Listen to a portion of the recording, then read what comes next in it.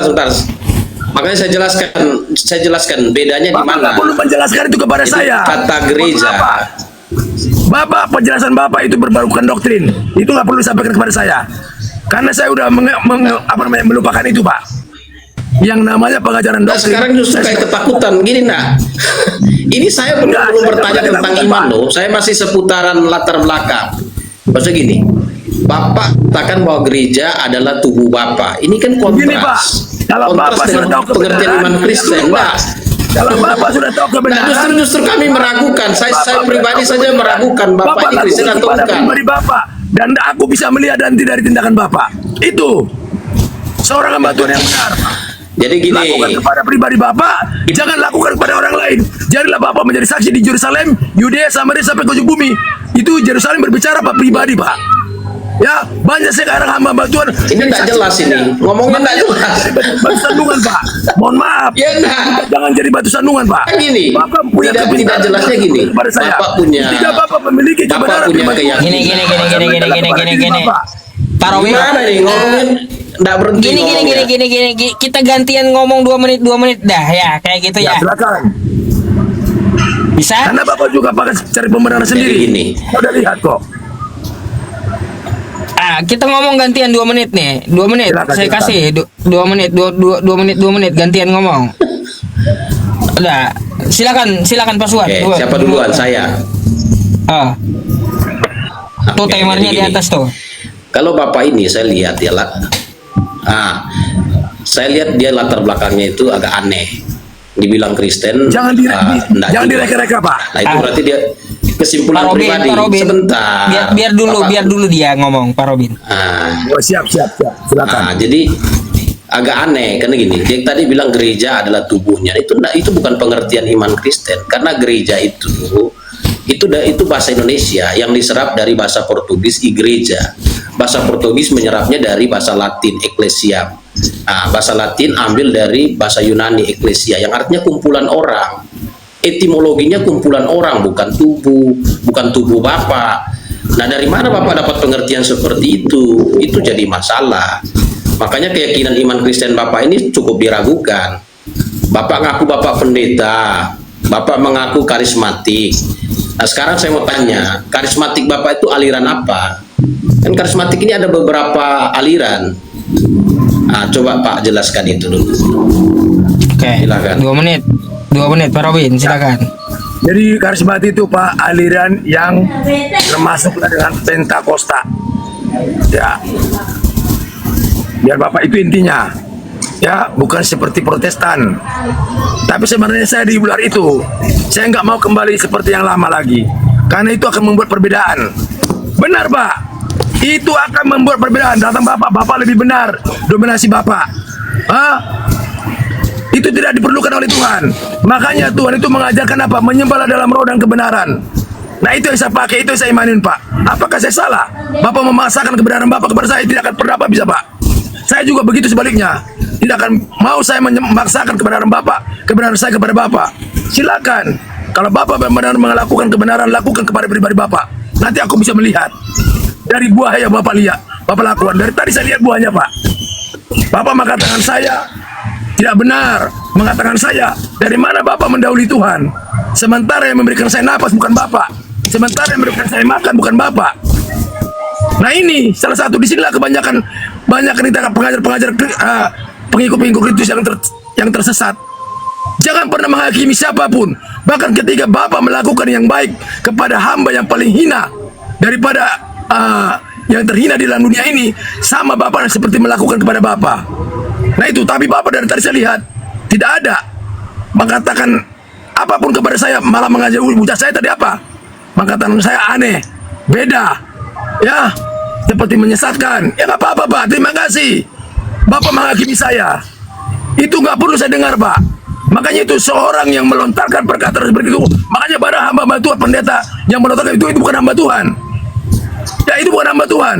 Hamba Tuhan itu harus memiliki yang namanya lemah lembut. Tidak ada penghakiman dalam hidupnya, bahkan dalam perkataannya, baik dalam mulutnya. Tapi Bapak, saya ada Bapak lihat menghakimi Bapak. Tidak. Apa yang Bapak imani, silakan. Habis. Ya, silakan. Nah, silakan Pak Suwan. Ya, boleh senyum Ya, Pak. jadi oke, lucunya gini, tidak boleh menghakimi, tapi sepanjang penjelasan Bapak menghakimi saya, mengadili saya, justifikasi saya, Bapak tidak sadar itu.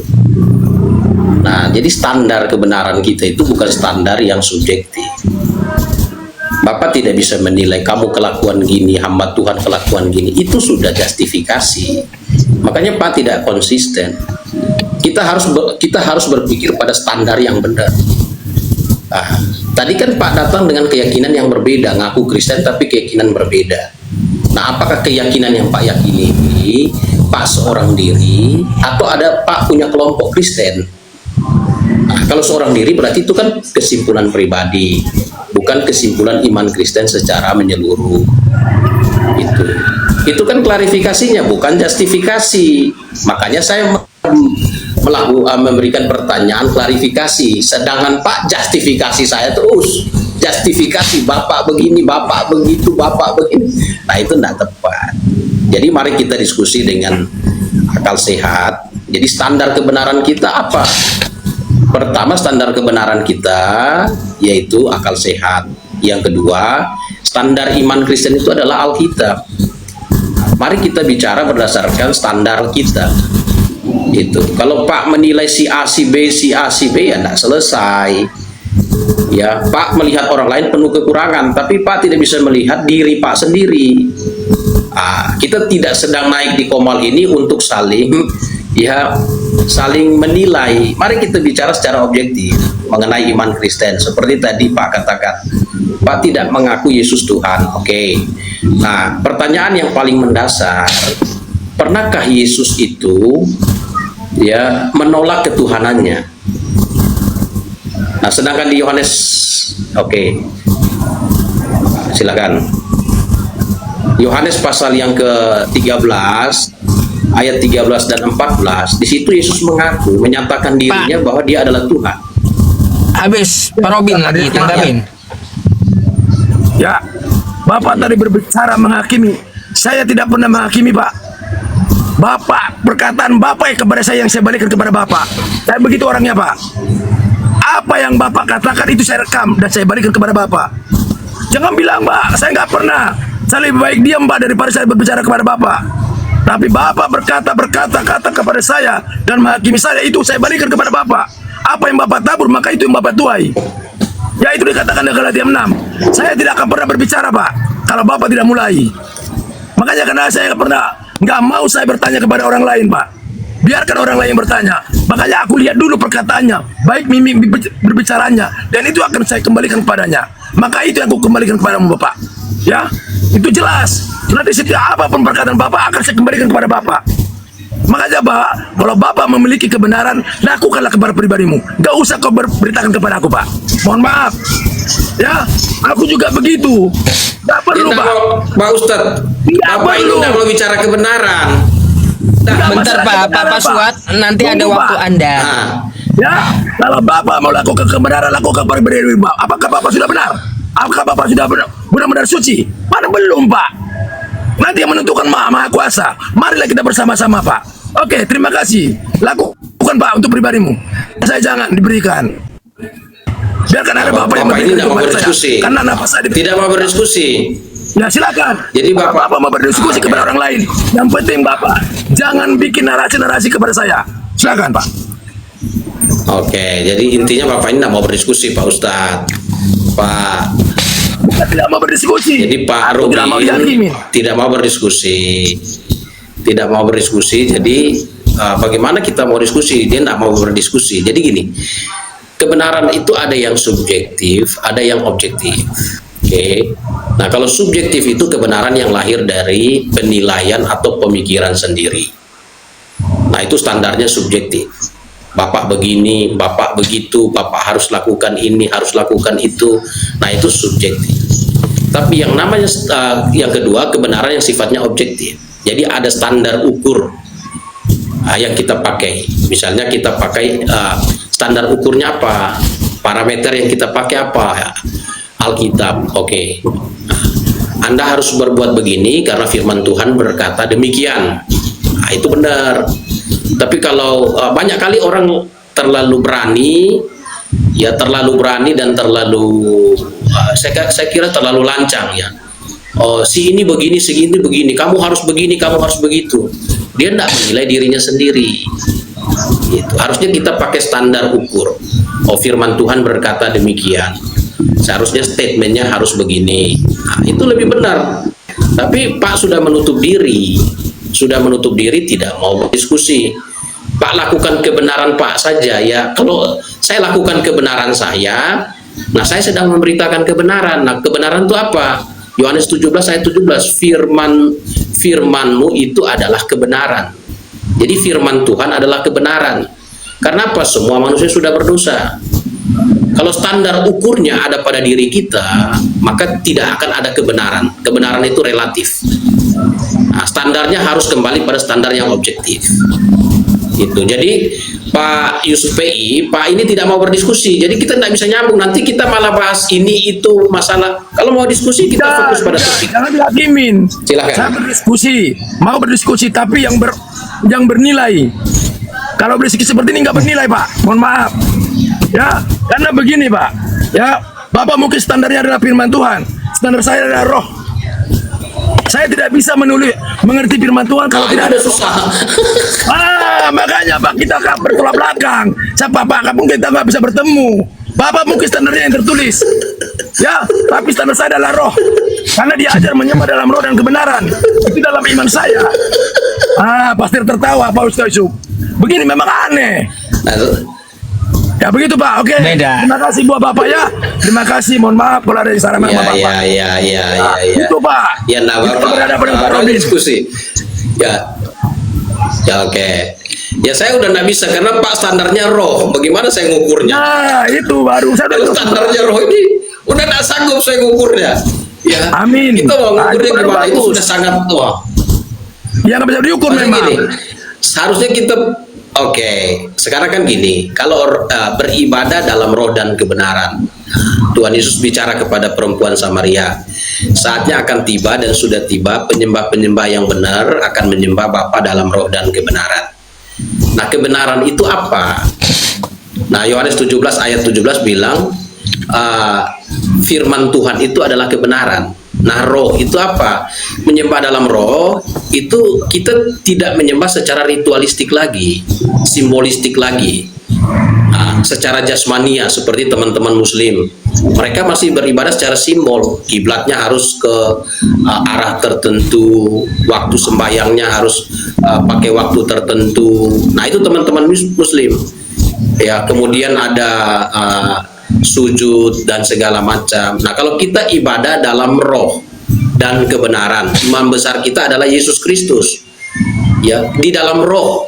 Nah, imam kita itu Yesus Kristus. Kebenaran itu adalah firman Allah. Jadi yang mengukur kebenaran, mengukur ibadah kita ukur dengan firman Allah. Habis waktunya, Pak. Oke. Jadi begini, Pak. Saudara kita muslim juga, mereka juga menyembah dalam roh. Jangan salah Pak, emang mereka bisa sembahyang kalau nggak ada rohnya? Nggak bisa Pak, sampai kapan pun nggak bisa. Bapak juga nggak bisa berbicara kalau nggak ada roh. Nah itu yang saya maksud Pak. Saya juga bisa berbicara kalau nggak ada roh. Apakah saya bisa menyembah dalam yang tertulis? Apa katakanlah dalam Alkitab dibuang saja bisa. Orang itu benda mati kok. Saya menyembah dalam roh Pak, dalam yang hidup. Iya. Benar Pak Ustaz Yusuf. Ya jangan ini dibeda-bedakan. Islam juga menyembah dalam roh. Kenapa? Dia sholat pakai roh. Kalau nggak ada rohnya nggak bisa sholat. Betul. Gitu Pak Ustaz Yusuf ya. Jadi biar paham. Ini kita memainkan secara ilahi, bukan secara dunia.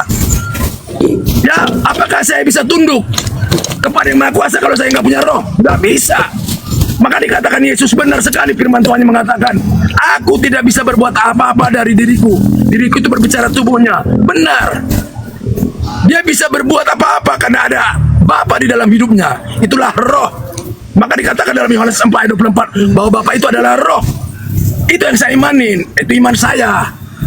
Beda dengan Bapak, saya nggak paksa. Silakan. Karena itu iman saya dulu. Seperti yang Bapak imanin. Makanya banyak pakar-pakar teologi, hamba Tuhan berdebat dengan saya, membenci saya, nggak apa-apa. Saya senang dibenci. semakin luar biasa ketika saya dibenci. Karena sama seperti Yesus, ketika Yesus menyampaikan kebenaran kepada bangsa Israel Yahudi, dia dibenci, Pak Ustaz Yusuf. Nggak dipuja-puja, bahkan dikatakan masukkan roh bejebul dia. Nah, saya juga harus mengalami seperti itu. Makanya saya tadi dengan saudaraku, kirain saya nggak dibenci, tapi nggak apa-apa. Ya, mohon maaf buat saudaraku. Semakin saudara membenci saya, semakin saya menyayangi saudara. Itu intinya. Itulah hamba Ina. Itulah Robin Pardede. Ya, terima kasih. Lanjut. Oke. Silakan Pak Suat. Ya baik, ya saya lihat diskusi ini tidak mengarah kemana-mana ini ya. Jadi gini,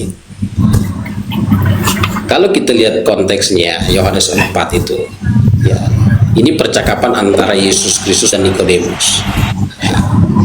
Kata Yesus kepadanya ayat 21, percayalah kepadaku hai perempuan, saatnya akan tiba, ya saatnya akan tiba bahwa kamu akan menyembah Bapa bukan di gunung ini, bukan juga di Yerusalem. Bukan di gunung ini, bukan di Yerusalem.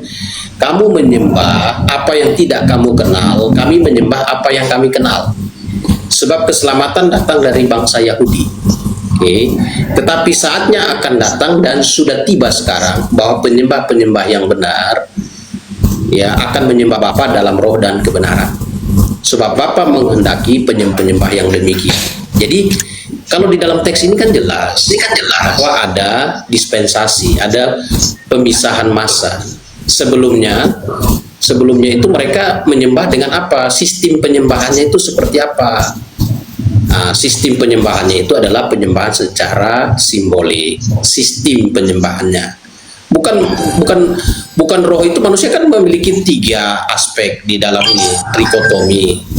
Ya, tubuh, jiwa dan roh. Bukan itu yang dimaksud. Yang dimaksud itu menyembah di dalam roh, konsep ibadahnya. Nah, tata cara ibadahnya. Jadi tata cara ibadah sebelum Kristus datang ke dunia, tata cara ibadahnya itu secara ritualistik. Nah, secara ritualistik, simbolistik dan jasmania. Itu. Maka di dalam Lukas 16 ayat 16 katakan hukum Taurat dan kitab para nabi berlaku sampai tampil Yohanes. Nah, ada sistem yang berbeda, ada perubahan, ada peralihan sistem ibadah. Habis waktu Pak Tuat. Peralihan sistem ibadah. Tadinya beribadah secara Saya paham ritualistik. semua itu, Pak. Saya paham semua itu ajaran manusia. Itulah ajaran dunia. Saya paham itu. Saya nggak bantah itu. Itulah konsep secara dunia. Nah, itu yang saya pelajari dahulu. Itu saya pertahankan dahulu. Ya, tapi itu ternyata keliru. Karena saya diajar itu dalam tolong dibaca nanti ya, dalam ada Pak Ustaz Yusuf 2 Korintus 2:3 ayat 3. Ada nggak Alkitab di situ? Jadi ajar begini ya. Makanya jangan percaya kepada yang ditulis oleh tinta. Karena saya tahu Alkitab itu ditulis oleh tinta. Makanya kenapa itu nggak pernah ditulis oleh Yesus? Yesus nggak mau orang percaya dengan yang ditulis oleh tinta. Kalau Yesus mau percaya, pasti Yesus sendiri yang menulis. Nah ini, makanya saya di situ. Kenapa nggak Yesus yang menulis firman Tuhan ini? Kenapa murid-muridnya? Ini yang jadi pertanyaan saya selama saya menjadi pengikut Yesus. Ternyata ada rahasia di balik itu. Supaya saya jangan mempercayai dengan yang tertulis, yang ditulis oleh tinta. Tapi percayalah yang ditulis oleh roh. Apa arti daripada roh? Hidup. Maka saya katakan saya menyembah dalam hidup. Bagaimana saya bisa menyembah karena saya hidup? Kalau saya tidak hidup, sama dengan Pastor Yusuf juga kalau nggak hidup nggak bisa sholat. Seperti itu Pak Ustaz Yusuf. Nggak bisa sholat. Bahkan nggak bisa seperti ini. Ya coba andalkan yang tertulis. Bisa nggak dia? Nggak bisa. Tapi karena Bapak memiliki hidup, memiliki roh, maka Bapak bisa sholat. Saya bisa beribadah, saya bisa berbicara. Makanya saya diajar untuk mengandalkan hidup, yaitulah roh. Terima kasih. Lanjut. Seru ini. Iya. Kalau misalnya saya coba tanya. Saya tanya Pak Yusuf PI. Pak Yusuf PI beribadah sekarang panduannya apa? panduan imannya apa? Panduannya. Pak Yusuf PI, panduan iman Pak Yusuf sekarang apa? Al-Quran atau pikiran Pak Yusuf sendiri?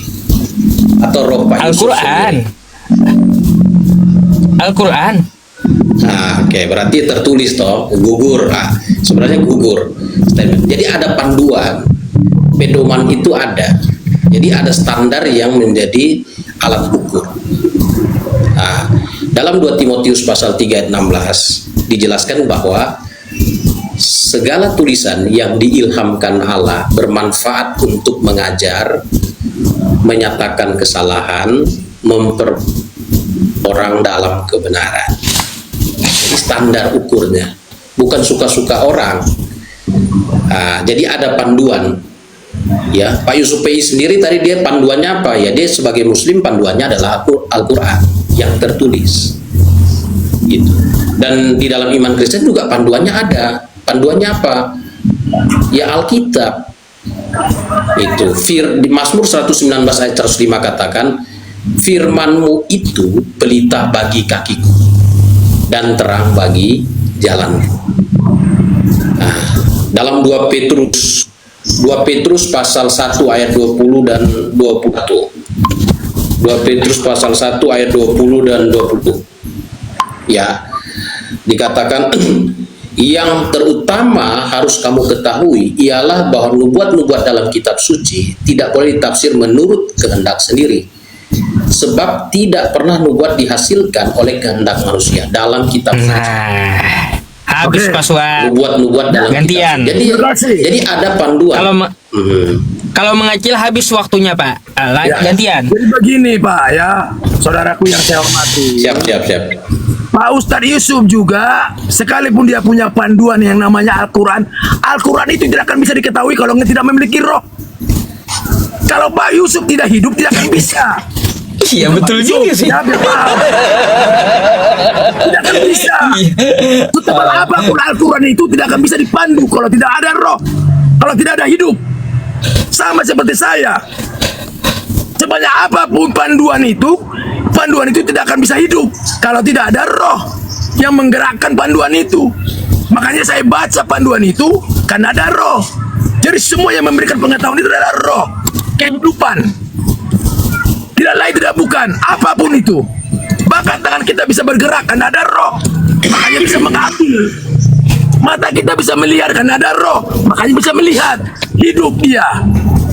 Mulut kita bisa berbicara karena apa? Karena ada roh yang menggerakkan, maka dia bisa berbicara. Kita bisa mulut yang mati, nggak bisa bergerak, nggak ada panduan, nggak ada yang menggerakkan panduan itu. Kan begitu. Kalau kaki bisa melangkah karena ada roh yang hidup, makanya dia bisa melangkah. Hiduplah kaki kita ini sebagai alatnya untuk melangkah. Jadi semua anggota tubuh kita ini adalah alat daripada roh.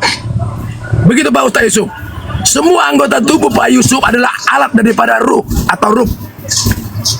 Itu yang saya alami. Dulu memang saya nggak memahami ini. Setelah saya dalamin, oh benar. Semua digerakkan oleh roh.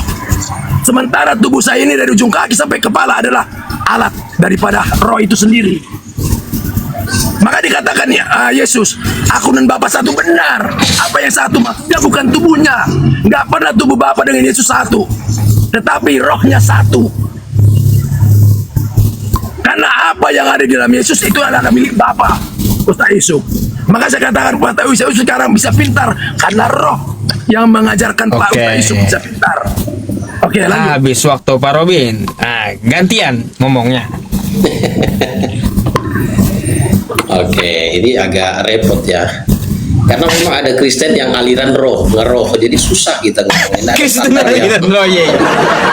Jadi agak repot ya. Mana yang Jadi betul gini. ini ya? Oke. Itu baik. Jadi gini, ini repotnya gini. Ya, itu standar umum. Semua manusia itu punya roh. Ya, standar umum. Tapi bukan hanya punya roh, tapi punya jiwa, punya tubuh. Nah, jadi ada tubuh, jiwa, dan roh. 1 Tesalonika 5 ayat 23. Ya, ada tubuh, jiwa, dan roh. Itu konsep di dalam keyakinan iman Kristen. Nah, sebelum orang itu bertobat, menerima Kristus sebagai Tuhan dan Juru Selamat, rohnya itu dikuasai oleh roh dunia. Dalam kitab Efesus pasal 2 ya, ayat yang kedua, kamu hidup di dalamnya karena kamu mengikuti jalan dunia ini, karena kamu mentaati penguasa kerajaan angkasa, yaitu roh yang sekarang sedang bekerja di antara orang-orang durhaka. Roh yang sekarang sedang bekerja di antara orang-orang durhaka. Jadi ada roh ya yang dikendalikan untuk melawan kebenaran. Nah, itu roh orang-orang dunia. Ya, kalau di ayat 1 ini dibilang, kamu dahulu sudah mati karena pelanggaran dan dosa-dosamu. Kamu hidup di dalamnya karena kamu mengikuti jalan dunia ini. Karena kamu mentaati penguasa kerajaan angkasa, yaitu roh yang sekarang sedang orang-orang durhaka.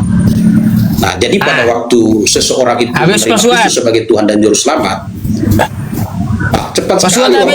Maksudnya waktu saya cepat sekali pindah waktunya. Makanya 2 menit. Tanggapi Pak Robin. Ya. Oke. Jadi, makanya dikatakan ada yang namanya ini rohnya bukan roh lain. Saya setuju. Yang dipakai setiap orang-orang percaya itu bukan roh lain, tetapi Roh Kudus. Arti kudus berarti suci. Itu milik Bapa Maha Pencipta. Kalau roh lain itu milik daripada si iblis. Benar, saya setuju. Makanya saya bisa melihat mana yang berasal dari si iblis, mana yang berasal daripada si Bapa. Disinilah kita boleh diuji. Ketika kita menghujat seseorang dengan perkataan seperti yang kelihatannya mulia, ini banyak tertipu di sini. Dan ini yang saya lakukan dahulu. Saya menyampaikan firman seperti yang luar biasa, dahsyat. Ternyata apa? Dibalut dengan firman Tuhan ini supaya tidak kelihatan apa yang saya lakukan. Itu masalah tentang pribadi ya. Maka saya ungkapkan, nggak usah jauh-jauh lah masalah tentang persembahan. Ini jarang diungkap oleh para gereja. Tapi saya ungkap ini, katakan iya jika iya.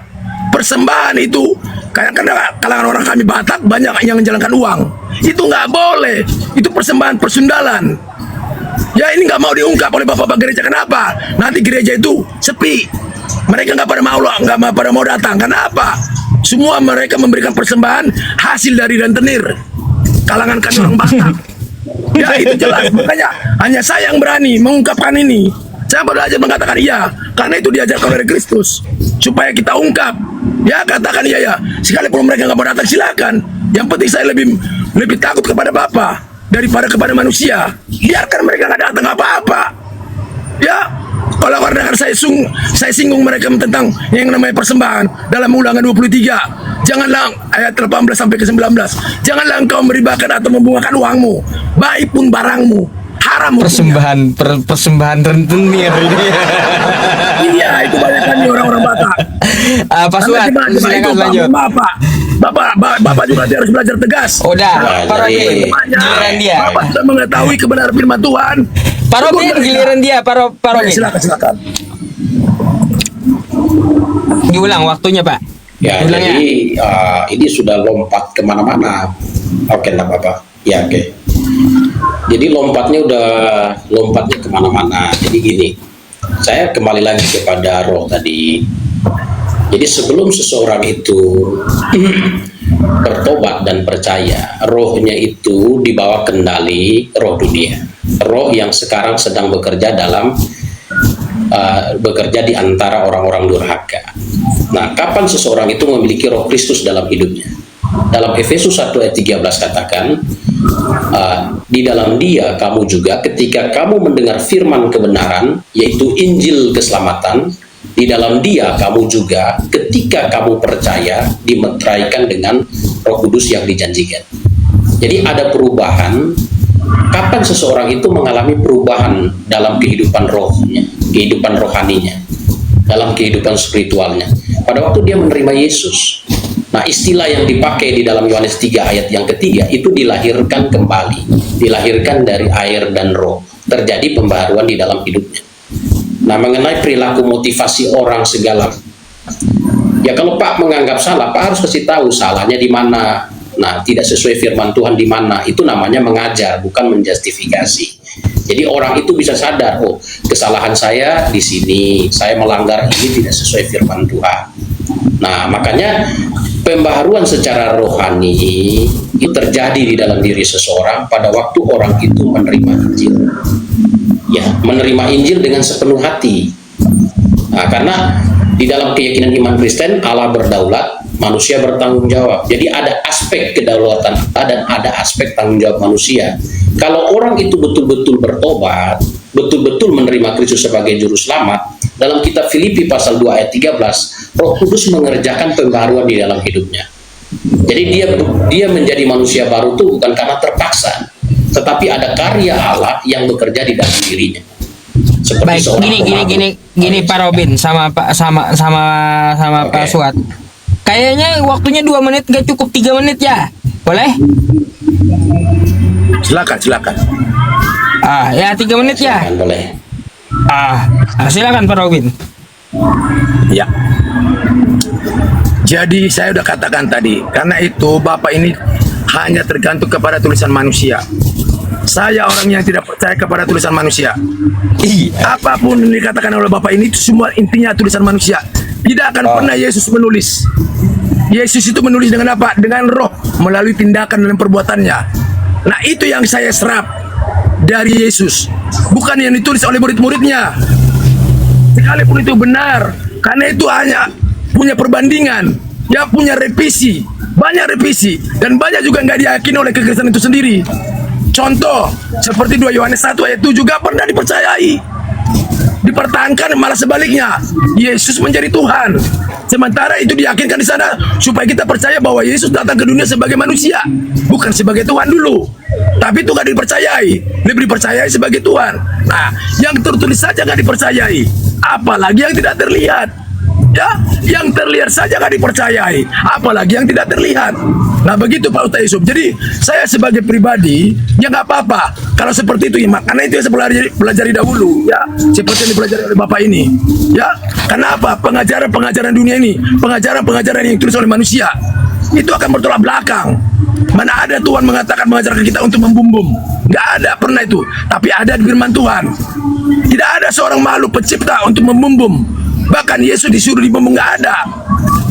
Jadi itu semua rencana daripada si jahat, daripada roh yang lain tadi.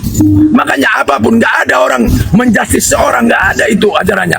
Bahkan ampunilah mereka Bapa, apapun, sehina apapun kita dibuat, ampunilah mereka Bapa, karena mereka tidak tahu apa yang mereka berbuat. Mereka perkatakan, itu yang perlu kita imanin. Nah, itu yang saya imanin.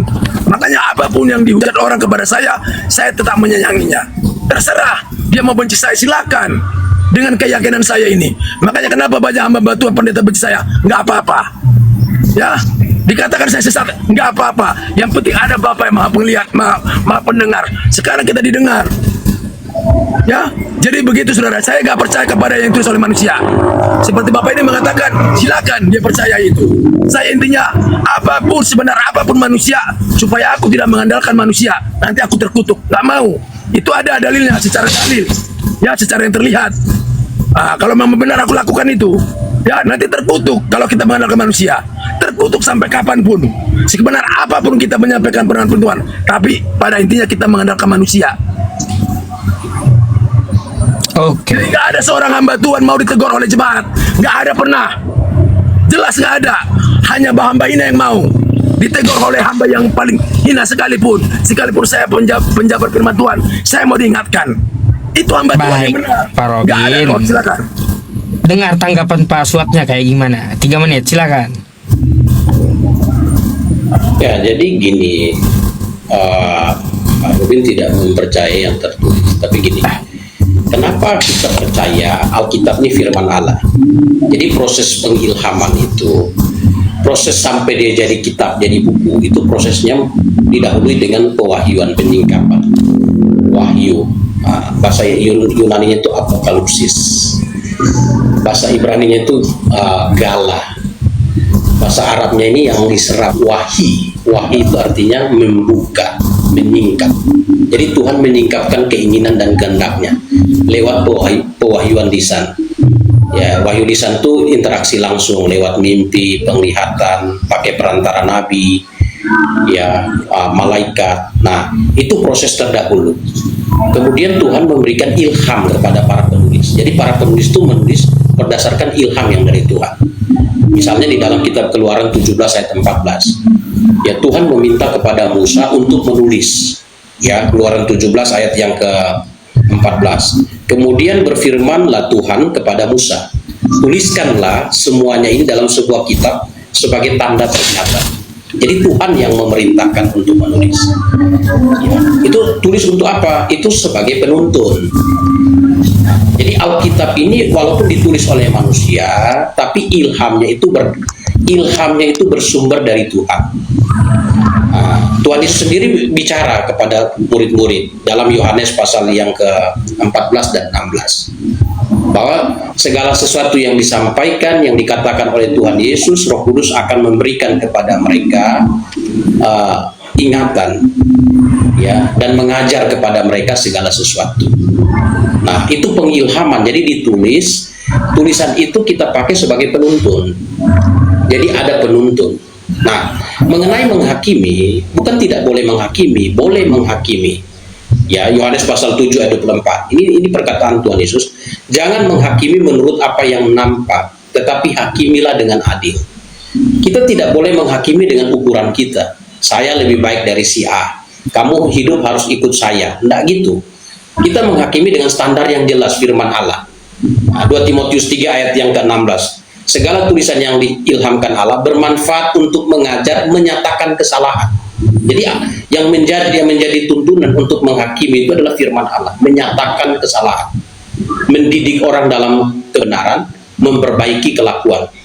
Jadi standar kita memperbaiki kelakuan orang itu apa? Ya firman yang tertulis.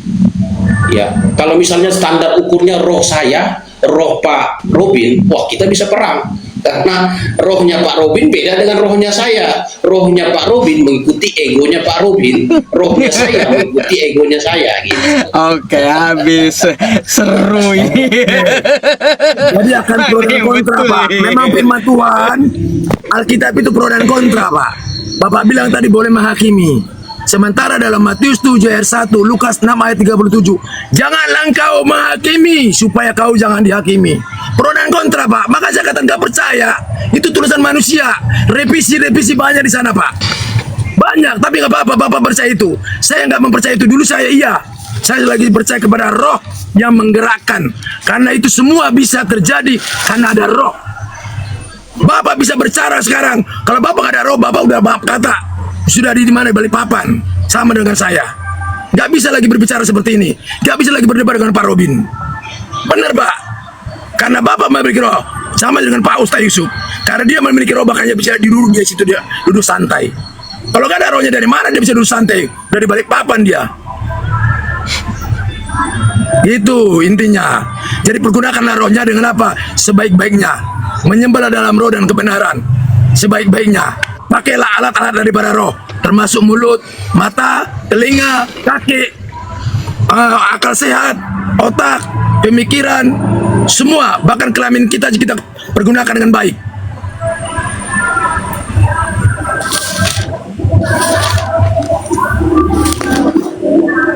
Oh, cari apa, Pak? Capek Bapak gali-gali itu. Bolak-balik gini, Pak. Mohon maaf. Makanya menyembahlah dalam roh dan kebenaran. Itu aja yang menjadi patokan. Makanya kalau saya tanya, Pak, ada nggak orang pintar tanpa bersekolah? Mungkin Bapak berbicara pasti nggak ada. Nah, itu secara ini yang saya sampaikan secara roh. Pak Ustaz Yusuf, ada nggak Pak Ustaz Yusuf orang pintar tanpa bersekolah? Nanti saya kasih jabarannya secara ilahi.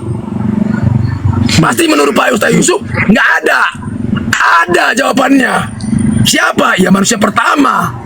Pernah nggak dia kuliah? Boro-boro kuliah. SD aja nggak pernah. Tapi pintar nggak dia? Junius nggak dia? Junius. Sampai sekarang yang kasih nama-nama pohon, dia. Sampai sekarang kita hafal dia, Adam. Yang nama kasih nama binatang-binatang. Sampai sekarang kita keturunannya bisa hafal. Itu Adam. Pernah nggak dia kuliah? Iya, makanya kita pakai secara ilahi. Makanya jangan pakai secara dunia. Itu udah nomor 2 itu. Makanya itu yang saya pakai. Dulu saya secara dunia, saya pahami. Jadi perlu juga kita satu padukan namanya ketauhidan. Kalau dalam Muslim namanya ketauhidan, berserah diri kepada Maha Pencipta itu. Maka kita akan dipilih. Banyak orang yang terpanggil tapi sedikit yang terpilih. Ya, jadi itu yang saya pakai Pak Ustaz Yusuf. Makanya saya berbicara menyembah dalam roh dan kebenaran. Karena yang menggerakkan saya semua adalah roh. Bagaimana luar biasa, karena dikatakan dalam Amsal 7 ayat 1, takut akan Tuhan adalah permulaan pengetahuan. Jadi takut sama Tuhan, kita pintar, kita cerdas. Bukan karena kita takut kepada manusia atau kepada dalil-dalil.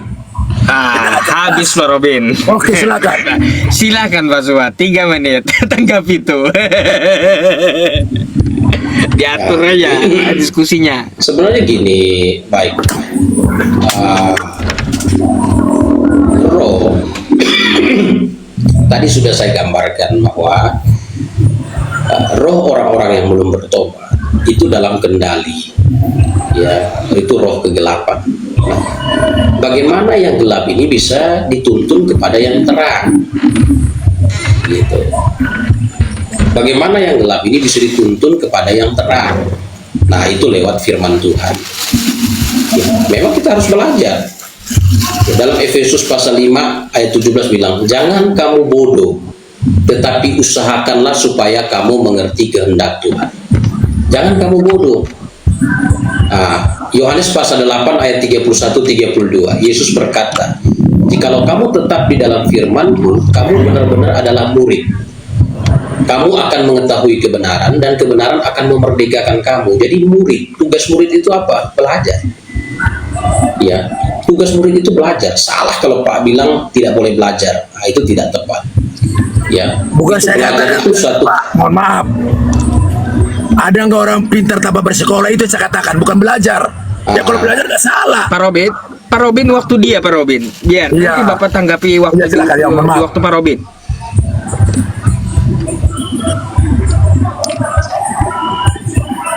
Jadi ini temanya Kristen vs Kristen, bagaimana ini? Nanti difitikan jadi gini, sebenarnya ini temanya sudah bergeser. Tadi kan sebenarnya apa dan ini apa, jadi hal yang harus dilihat. Nggak apa-apa, nggak usah standar ke ukur trigger Pak itu Pak Robin dengan Suat. standar ukur.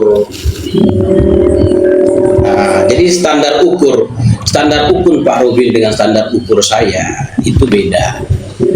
Ya, itu beda. Pak Robin mengukurnya dengan sesuatu yang sifatnya ya bisa dikatakan roh itu. Jadi standarnya itu subjektif, relatif. Kalau standar saya kan standar saya ya kembali kepada firman Allah. Ya, karena takut akan Tuhan itu permulaannya apa? Ya, pengetahuan. Jadi itu pengetahuan, hikmat dan pengetahuan itu ketika aku besar, padahal yang disampaikan itu Mikana itu adalah perkataan dari bapak orang lain.